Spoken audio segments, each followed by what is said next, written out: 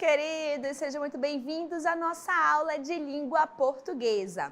Eu sou a professora Vanessa Mafra. Vamos verificar o nosso conteúdo?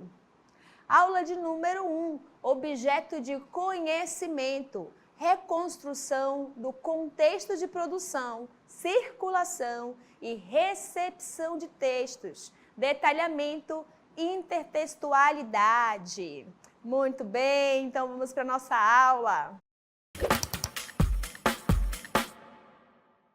Então, turmas, eu tenho uma pergunta a fazer para vocês para essa nossa primeira aula. Então, acompanhe aí a pergunta. Eu gostaria de saber dos nossos alunos da EJA, vocês já leram um texto que lembra outro texto?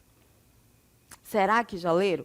Quando nós lemos um texto que lembra uma referência de outro texto, seja uma música que lembra uma outra música, ou uma música que lembra uma história, nós chamamos isso de intertextualidade. É um fenômeno linguístico que trabalha-se na teoria textual, tá? Então, observem aí que a intertextualidade nós vamos conhecer que ela vai fazer um diálogo, uma conversa com outros textos. E para que a gente possa desenvolver a conceituação desse fenômeno linguístico chamado intertextualidade, turma, vamos ver dois exemplos. O primeiro é a lenda do Tucumã.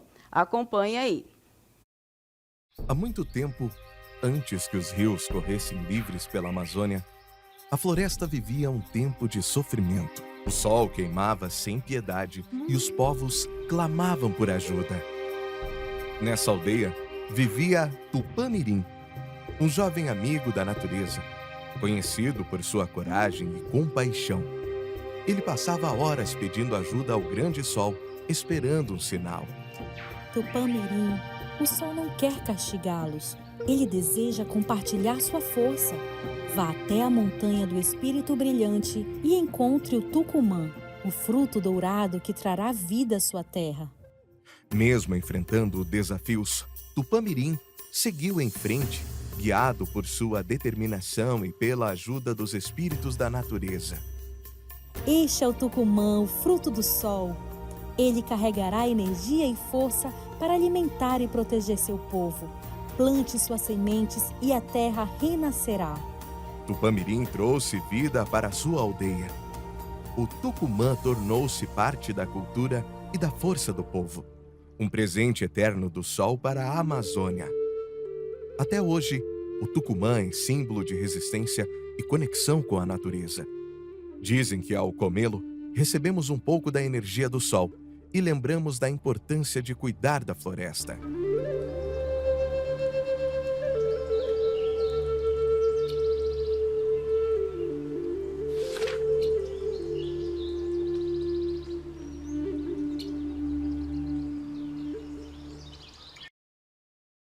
Então, turmas, gostaram da nossa lenda, a lenda do Tucumã?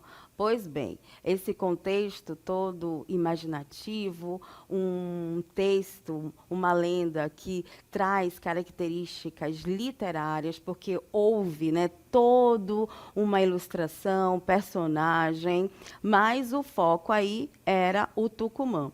Agora vocês vão acompanhar, aliás, nós vamos ler juntos, né? Hoje a gente vai trabalhar muito a questão da leitura, já que o assunto é intertextualidade.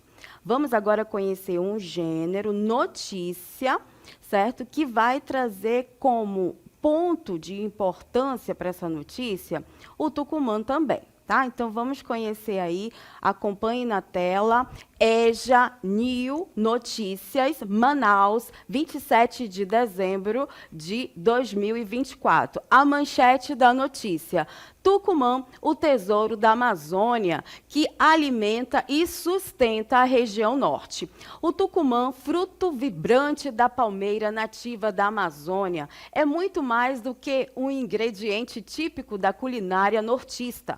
Com sua casca alaranjada e polpa rica em nutrientes, O Tucumã tem um papel essencial na alimentação, economia e cultura das populações da região norte, sendo uma referência de sustentabilidade e conexão com a floresta. Rico em vitamina A, o tucumã é amplamente consumido em pratos tradicionais, como o famoso X-caboquinho, sanduíche que combina tucumã, banana frita e queijo coalho, um símbolo da culinária amazonense. A polpa do fruto, com textura oleosa e sabor marcante, é uma importante fonte de energia para as comunidades locais. Comer tucumã é tradição e saúde ao mesmo tempo. É impossível imaginar a nossa mesa sem ele, afirma Dona Francisca Souza, moradora de Manaus. A cadeia produtiva do Tucumã é um exemplo de economia sustentável. Cultivado de forma extrativista, sem a necessidade de desmatamento, o fruto apoia a preservação da floresta e gera renda para as comunidades ribeirinhas e indígenas.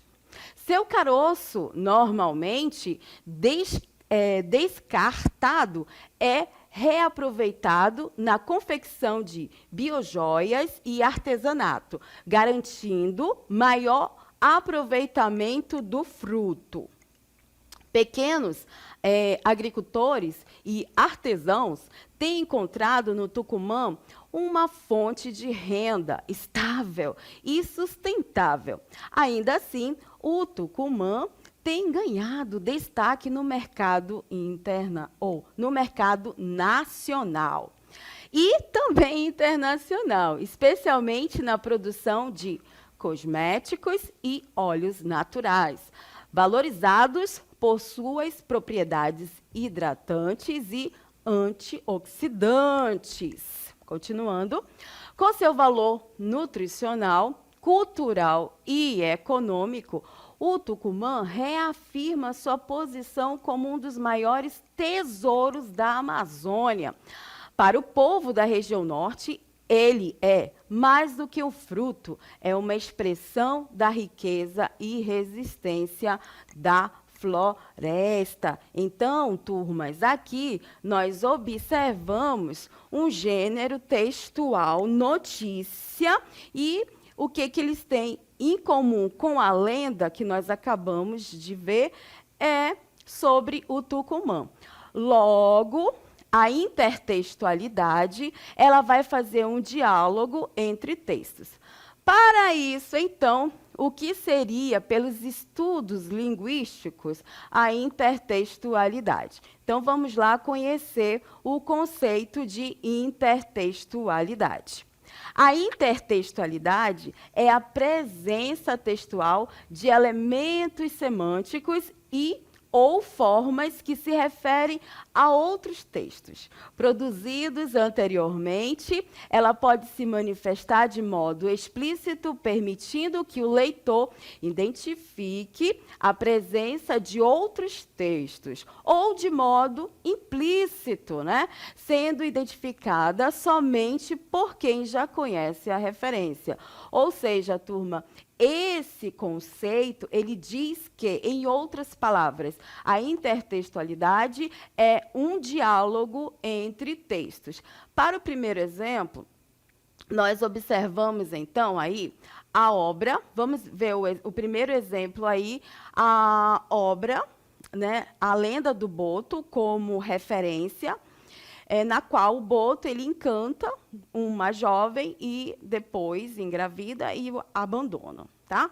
Então, aqui tem a lenda do Boto. Do outro lado da nossa tabela, temos aí o exemplo de intertextualidade, uma letra de música, uma paródia, que diz o seguinte: canção do Boto encantado no rio calmo, o Boto aparece, de terno branco a todos enriquece. Com seu olhar, encanta o salão, mas ao amanhecer some na imensidão. Para ficar mais claro essa nossa primeira intertextualidade, turma, eu quero que vocês acompanhem aí uma paródia que foi cantada na voz do nosso grande professor Rosângelo. Acompanhe.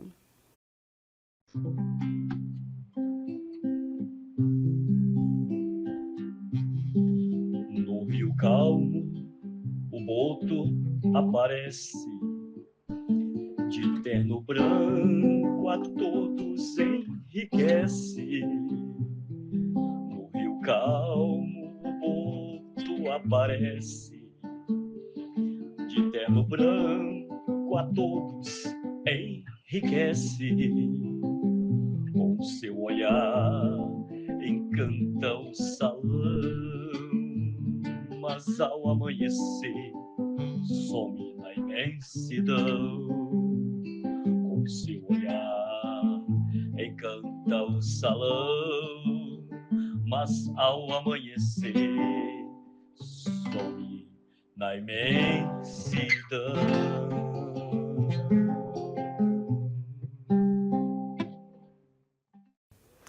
Então, turmas, observamos aí o primeiro exemplo. Agora vamos conhecer o segundo exemplo, que é justamente uma tela do pintor Leonardo da Vinci. Quero que vocês observem aí, da Santa Ceia, na qual há uma intertextualidade com os professores do CMEAN. Ou seja, qual é o diálogo aqui, professora?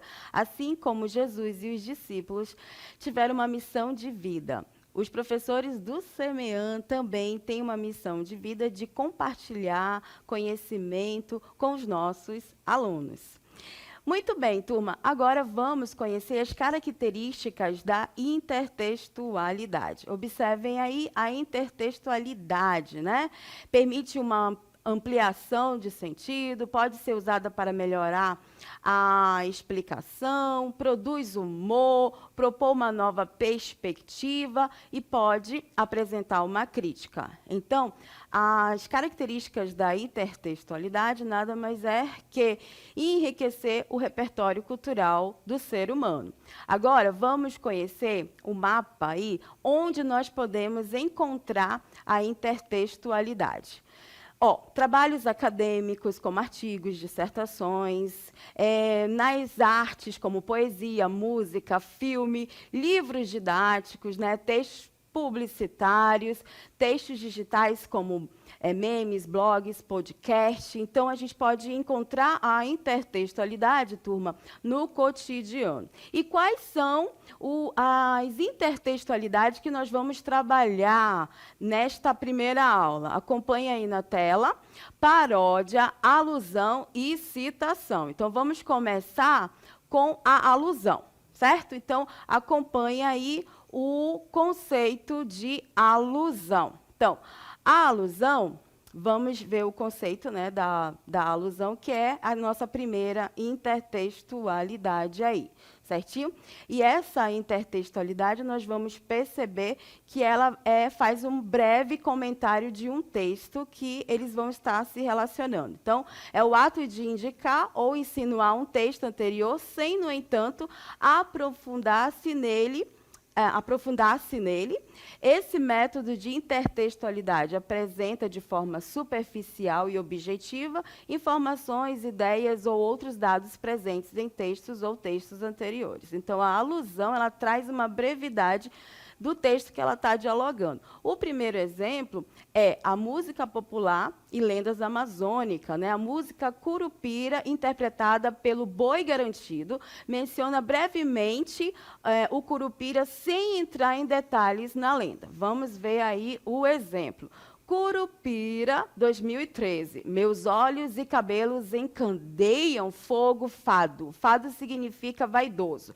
Meus pés invertidos levam a labirintos. Sou cria de bicho folharal e mãe do mato. Sou curupira, sou ilusionista. Ilusionista é artista.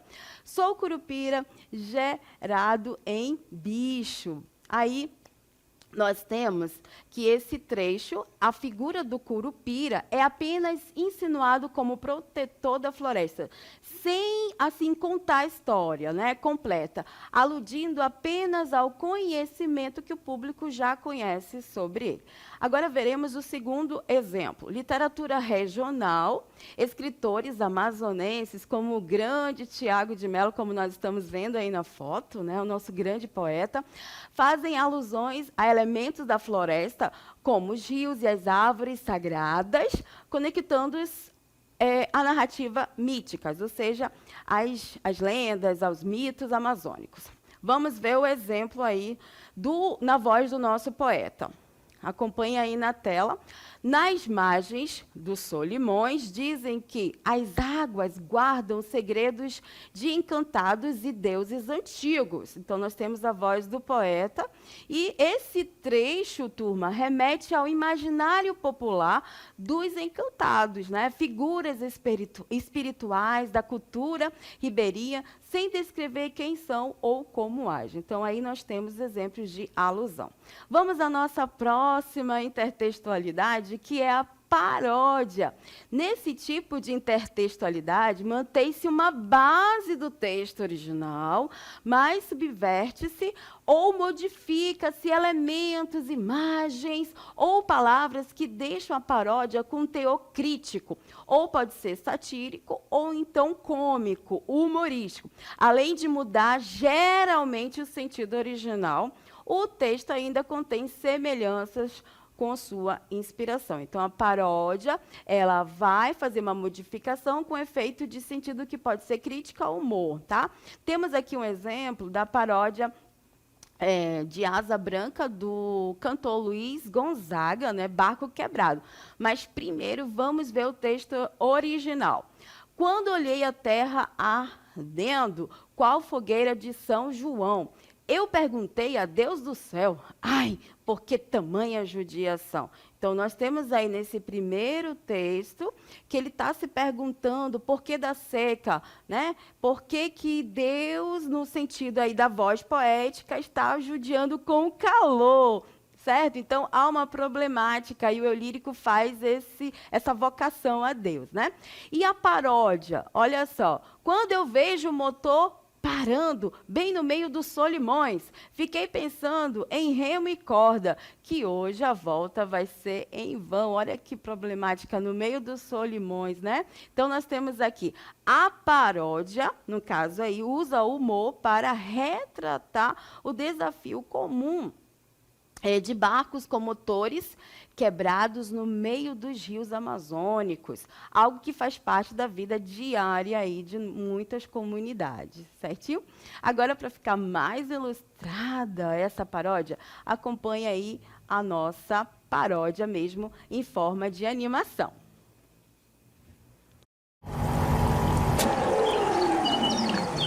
Quando eu vejo o motor parando bem no meio dos Solimões, eu fico pensando no remo e corda, que hoje a volta vai ser em vão. Então, turmas, agora vimos aí as paródias, né, de alusão, não, a intertextualidade de alusão, de paródia. Vamos conhecer a nossa próxima intertextualidade, que é citação. Nesse tipo de intertextualidade, o autor faz referência a um outro texto, por ser relevante ao texto que está desenvolvendo. A citação pode ocorrer de forma direta, em que se copia o texto e se reproduz totalmente, geralmente entre aspas, ou pode ser indireta, quando reafirma o pensamento do autor original. Vamos já entender todo esse contexto, tá, turma? Mas com outras palavras, né? Explicando os conceitos trabalhados pelo primeiro, seja para concordar ou discordar. Então, essa intertextualidade, ela cita a obra ou então ela cita o autor, certo? Vamos ver o exemplo para ficar mais claro. Olha lá. Exemplo de citação. Segundo Sócrates, sábio é aquele que conhece os limites da própria ignorância. Logo, de nada adianta ter acúmulo de informações quando não se aplica a autocrítica e a reflexão como ferramentas de conhecimento das potências e limites do nosso conhecimento. Então, turmas, nós temos aqui essa intertextualidade que mostra a citação do Sócrates, certinho? Então, continuando, vamos ver a classificação de intertextualidade implícita e explícita. Então, vamos começar pelo conceito aí da intertextualidade implícita. Acompanhe aí na tela. A intertextualidade implícita ocorre quando a relação entre dois textos, né, é sugerida, mas não explicitamente mencionada. O leitor precisa identificar a conexão com base no seu repertório, no seu conhecimento cultural prévio. Aqui está um exemplo de contextualização. Então, vamos ver aí o exemplo de contextualização. Exemplo 1, texto 1, um poema contemporâneo. Barco quebrado, nas curvas dos rios imensos, ouço vozes antigas. A floresta sussurra histórias de tempos de encantos e sombras. Então, nós temos aí esse exemplo, né? E esse poema pode remeter, não está explícito, mas pode remeter ao Curupira, né? A lenda do Curupira, mas sem mencioná-lo diretamente. A referência às vozes antigas e à floresta que sussurra histórias sugere a existência de um espírito protetor ou místico, né? Reconhecido por aqueles familiarizados com o imaginário amazônico. Então, aqui a gente tem todo um contexto que não deixa explícito, mas o exemplo, ele fala sobre a lenda do Curupira. Agora, vamos conceituar a intertextualidade explícita. A intertextualidade explícita ocorre quando um texto faz referência direta a outro, né? Citando ou mencionando elementos que deixam claro a conexão entre os dois. Então, esse contexto, ele traz para nós que elementos da intertextualidade, desse diálogo entre os textos, ele vai ficar bem explícito. E para que a gente possa, né, contextualizar e materializar isso, vamos ver um trechinho do poema do nosso grande poeta Carlos Drummond de Andrade, que diz aí, texto original, vamos ver o texto do... Tá. E agora, José, a festa acabou, a luz apagou, o povo sumiu. Então, nós temos aqui esse poema, né, que também ele faz uma indagação ao próprio leitor, mas se referindo a alguém, né? E agora, José, o que você vai fazer da vida? Certinho? Esse é o texto original. Vamos ver a intertextualidade aí mais explícita no nosso exemplo de intertextualidade. Acompanhe aí na tela. Texto com intertextualidade explícita. E agora, José?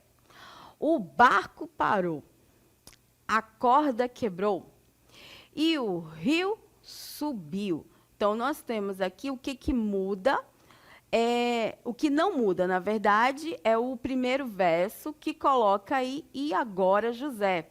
Mas a contextualização é uma outra problemática, mais voltada, né, para os ribeirinhos. Então, vamos ver a análise da intertextualidade desse texto original com a nossa,